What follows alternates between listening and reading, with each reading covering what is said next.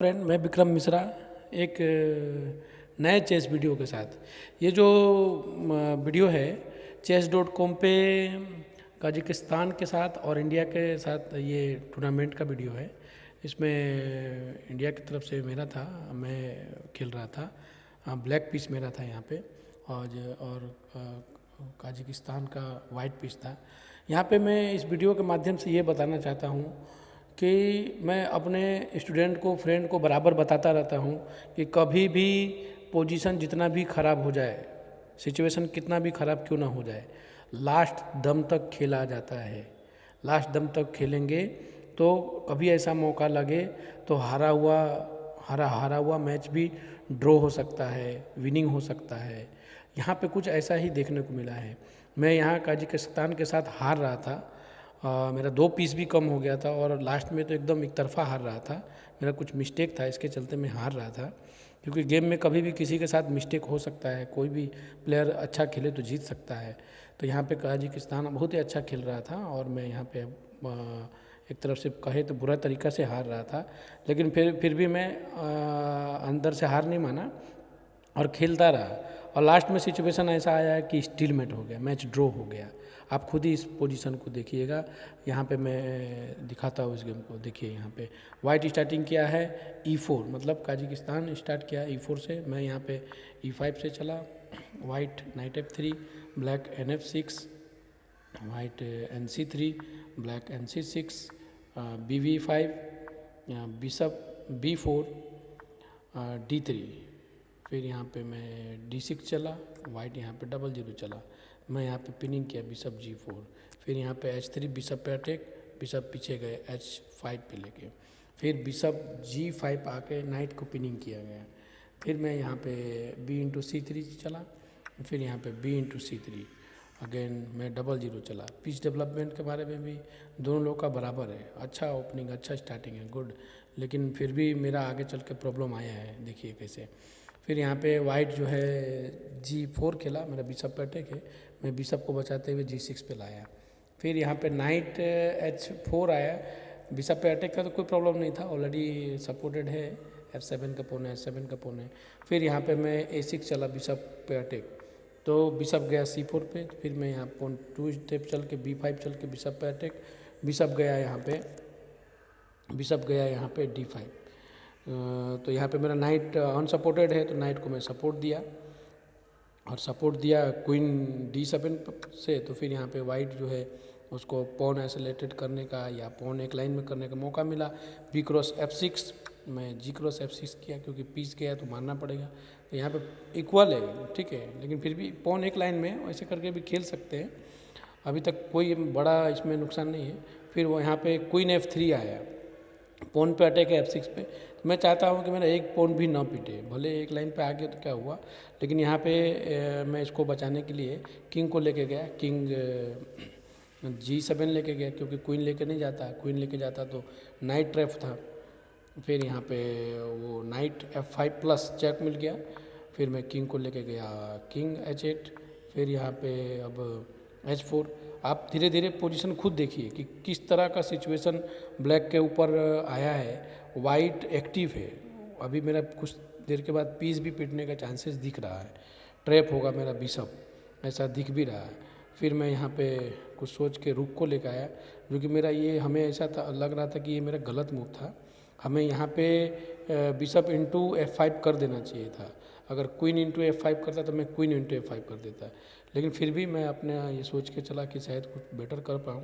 यहाँ पे वो नाइट को लेकर आया H6 पे, तो मैं किंग को लेके गया G7 पे कि नाइट को मैं अटैक बनाऊँ। फिर वो अपना क्वीन से सपोर्ट दे दिया, क्वीन E3। फिर मैं यहाँ पे, ये भी मेरा मूव, ये बेटर मूव नहीं था, लेकिन मैं कुछ सोच के चला था कि शायद कहीं गेम को निकाले। मेरा बिशप ब्लॉक हो रहा है, बिशप बचाने के चलते मेरा पीस और ऑलरेडी ब्लॉक हो गया। यहाँ पे E/F5, अगेन नाइट को लेकर आया मैं, नाइट E7, बिशप पे अटैक, वाइट के बिशप पे अटैक, तो अपना वो बिशप को लेके गया F3 पे। फिर मैं देखा कि पीस तो जाने ही वाला था, तो क्यों ना 2 पॉन ले ले, N/F5, G/F5, again B/F5, then queen G5 plus check मिल गया। तो फिर अब चेक बचाना कंपलसरी है। किंग लेके जाएंगे पीछे तो बिशप फ्री में पिटेगा, नाइट से भी फिर पिटेगा या क्वीन से भी पिटेगा, तो इसके लिए मैं बिशप को ही पीछे रखा bg6। फिर यहाँ पे वाइट जो है अपना h5 बढ़ के अपना h5 बढ़ के बिशप g6 को पिनिंग कर दिया, बिशप कहीं नहीं जाएगा, पिट जाएगा।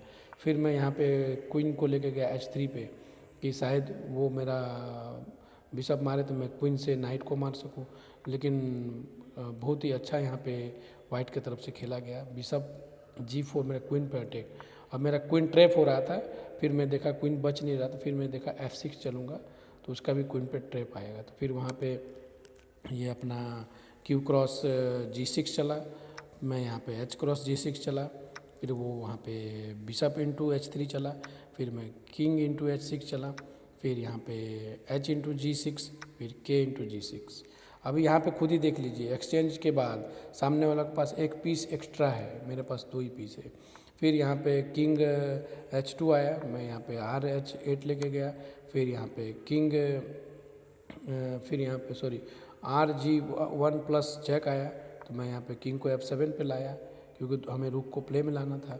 फिर यहाँ पे RG3, फिर मैं यहाँ पे चला RH7, फिर यहाँ पे RA वाला G1 पे आया, फिर मैं अपने दूसरे रुक को लेके गया REH8 पे कि अटैक बनाऊँ ऐसा।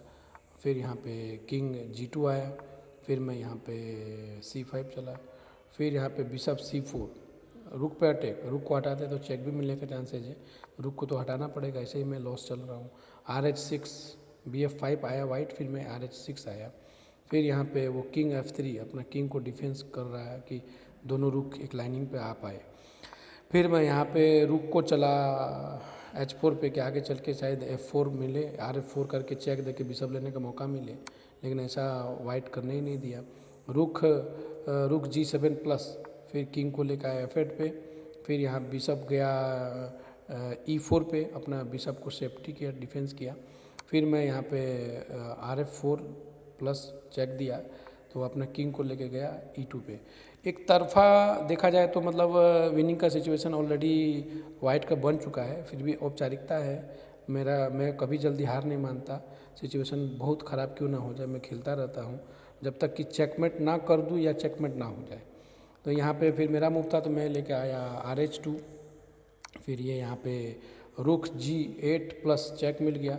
यहाँ पे मैं किंग F7 लेके जाता तो मेरा चेकमेट हो जाता, क्योंकि किंग F7 लेके जाता तो बिशप से चेक आता, बिशप D5 चेक, फिर किंग को हटना पड़ता इस लाइनिंग पे, फिर G1 वाला रुक आके चेकमेट करता। इसके लिए मैं डायरेक्ट किंग को इधर लेके गया E7 पे कि बिशप से चेक ना मिले। अब अगर 1 वाला रुक चेक देता तो किंग को मैं ऊपर ले सकता हूँ।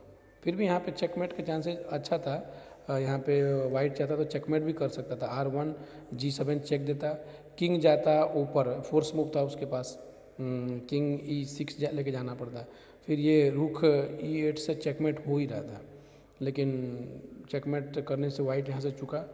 फिर यहाँ पे वाइट अपना पोन को बचाते हुए RF1 लाया, फिर मैं अपना किंग को लेके गया E6, फिर यहाँ पे ये चेक आया RE8 प्लस, किंग को मैं लेके गया D7, फिर मैं वाइट यहाँ पे RA8 लेके आया, फिर मैं किंग E6 लेके आया, वाइट यहाँ पे R/A6 चला, फिर मैं यहाँ पे पोन को बढ़ा F5 बिशप पे अटैक, फिर यहाँ पे बिशप B7 आया, फिर मैं यहाँ पे पोन को बढ़ा आगे E4, फिर रुख A5, फिर मैं पोन को आगे बढ़ा क्योंकि पोन ऑलरेडी पिटने ही वाला था, तो B4 बढ़ा, फिर C/B4 bishop C8 plus check मिल गया, किंग F6 लेके आया, फिर यहाँ पे रुख आया D5 पे, फिर यहाँ पे मैं अपने दूसरे रुख को भी लेकर आया F वाला H4 पे, फिर R cross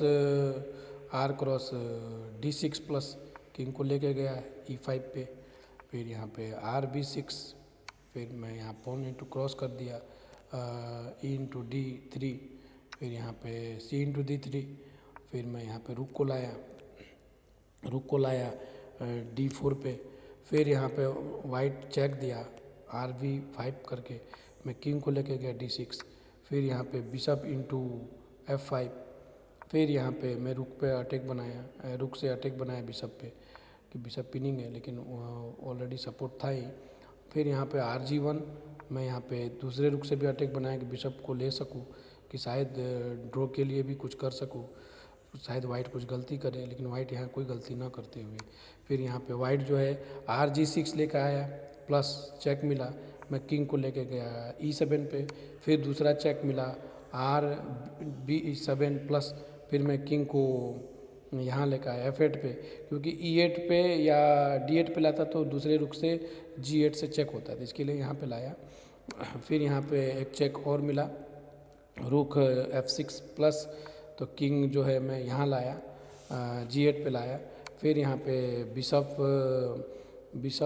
E6 plus check मिल गया और मेरा रुक को देखिए फ्री में पिट रहा है F4 वाला। फिर किंग को हमें लाना पड़ा यहाँ पे H8 पे, फिर मेरा ये रुक देखिए फ्री में पिट गया। अभी कोई भी प्लेयर यहाँ पे ध्यान दे कि वाइट का एक तरफा विनिंग है, यहाँ पे ब्लैक को रिजाइन देना चाहिए था, लेकिन मैं फिर भी रिजाइन नहीं दिया। मैं यहाँ पे पहले एक चेक दिया RE5 प्लस, फिर वो रुक को लेकर आया क्योंकि उसके पास पीस ज़्यादा है, वो तो चाहेगा कि एक्सचेंज हो जाए, लेकिन मैं यहाँ पे सोचा कि वही एक्सचेंज कर, मैं यहाँ पोन बढ़ा आगे, तो वो पहले बिशप से पोन को क्रॉस किया। मैं चला था B3, वो चला B क्रॉस E3, फिर हमें एक चांस मिल गया रुक को मारने का, क्योंकि रुक मारेंगे तो वो मारेगा तो स्टीलमेट हो जाएगा। तो यहाँ पे वो भी जल्दीबाजी में ही कहिए, यहाँ पे मैं R क्रॉस E4 चला, तो यहाँ पे वाइट जो है D/E4 चला। अब सिचुएशन आपके सामने है, मेरा किंग अभी कहीं नहीं जा सकता, क्योंकि किंग G8 पे जाएगा तो बिशप का चेक है, किंग अगर ऊपर जाएगा H7 G7 पे तो रुक का चेक है। तो इस कंडीशन में स्टीलमेट हो गया, मैच ड्रॉ हो गया। एक तरफा विनिंग का पोजीशन बना के ड्रॉ का पोजीशन लाना, ये मतलब प्लेयर को समझना चाहिए कि विनिंग बनाने के लिए, पोजीशन बनाने के लिए कितना मेहनत करना पड़ता है, ध्यान देना पड़ता है। और ब्लैक के लिए तो अच्छी बात है, मेरे लिए अच्छा बात है कि मैं तो एक तरफा हार रहा था, लेकिन फिर भी हमें मैच ड्रॉ करने का ऐसा मौका मिल गया। और वाइट कभी भी पीस क्या होता है, ज़्यादा रहे तो भी ध्यान देना पड़ता है, ऐसा नहीं कि मेरे पास पीस ज़्यादा है तो मैं विनिंग कर ही लूँगा। जब तक चेकमेट ना हो जाए तब तक विनिंग नहीं समझना चाहिए, भले विनिंग पोजीशन जितना भी अच्छा क्यों ना बन जाए। मैं अपने प्लेयर को, अपने स्टूडेंट को ये गेम दिखा के ही बताना चाहता हूँ कि पूरा लास्ट तक खेले, कभी रिजाइन ना दे, और कभी भी सिचुएशन चेंज हो सकता है। धन्यवाद।